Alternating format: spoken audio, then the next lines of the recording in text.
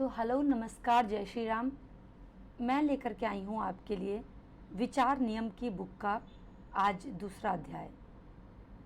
इस अध्याय का नाम है विचारों के प्रति होश में रहने के सूत्र। इस चैप्टर के अकॉर्डिंग हम ये समझने की कोशिश करेंगे कि कैसे हम अपने विचारों पर ध्यान दे सकते हैं। तो इस पाठ में हम बात करेंगे कि अपने विचारों के प्रति होश में रहें। आपके विचार कैसे काम करते हैं इस बारे में सजग रहें। आप आगे जो 7 सूत्र पढ़ने वाले हैं वे आपको अपने विचारों के बारे में गहराई से सजग करेंगे।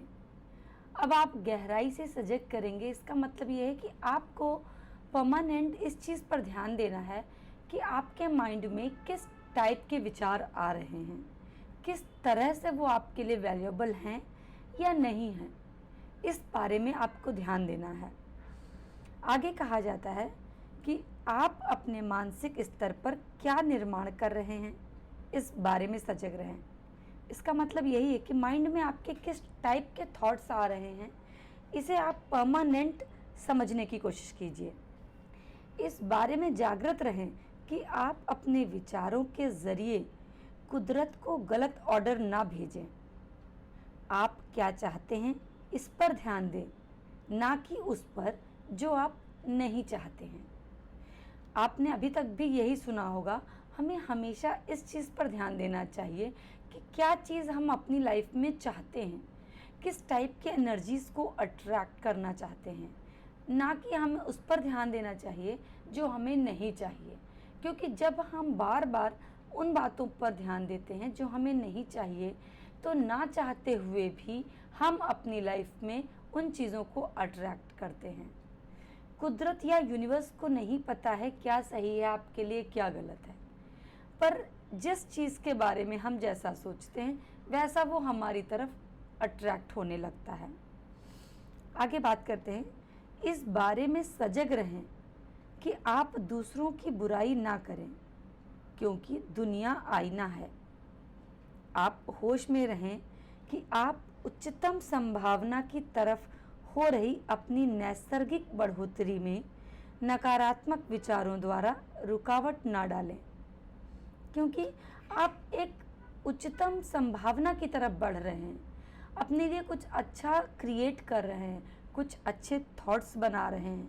तो जब हम बीच बीच में उनको रोककर दूसरों की बुराई या उनके बढ़ने पर जो एक ईर्ष्या, जलन, इस टाइप की चीज़ें लाते हैं ना, तो फिर हमारी वो बढ़ोतरी हमारे वो नेगेटिव विचारों के द्वारा रुकने लग जाती है। सजग रहें कि दूसरों के नकारात्मक विचार आप पर हावी ना हों। यही रीज़न है कि कहा जाता है कि आप देखिए कि आप किस कम्युनिटी के साथ बैठ रहे हैं, किस टाइप के लोगों के साथ आपका मिलना जुलना है, क्योंकि आप उसी टाइप के विचारों को अपने माइंड में बना पाएंगे। एक पंक्ति में कहा जाए, अगर इसे शॉर्ट में कहा जाए तो आप ये कह सकते हैं कि आप अपने मन में कौन से विचारों को उपजने दे रहे हैं इस बारे में सजग रहें। बेसिकली इस चैप्टर में राइटर ने, सरश्री जी ने यही कहा है कि आपको सबसे ज़्यादा अपने माइंड पर परमानेंट ध्यान देना है, जो कि एक मेडिटेशन की अवस्था बोली जाती है। उसमें भी आपको यही ध्यान देना जाता है कि आप किस तरफ अपनी लाइफ को मोड़ना चाहते हैं, क्या चीज़ अपनी लाइफ में अट्रैक्ट करना चाहते हैं। उस तरह के लोगों के साथ अपनी कम्युनिटी बनाइए, उस तरह के लोगों के साथ अपना मिलना जुलना रखिए और उस टाइप के ही विचारों को पॉजिटिव, जैसे ये मेरा काम हो रहा है, ना कि ये कि अगर ये नहीं होगा तो मैं नहीं कर पाऊँगा, या वो नहीं आया तो मैं नहीं जा पाऊँगा। मैं जाऊँगा, आप सिर्फ इस पर ध्यान रखिए बस। कौन नहीं आया या किसकी वजह से नहीं हुआ इसको ध्यान मत दीजिए, वरना ज़्यादातर हम उन्हीं एनर्जीज़ को अट्रैक्ट करते हैं और अपनी लाइफ में अपनी ग्रोथ को खुद ही रोकते हैं। इसलिए आप अपने विचारों पर परमानेंट सजग रहें, इसमें यही बताया गया। हम आगे बात करते रहेंगे अपने दूसरे चैप्टर्स के बारे में। Thank you.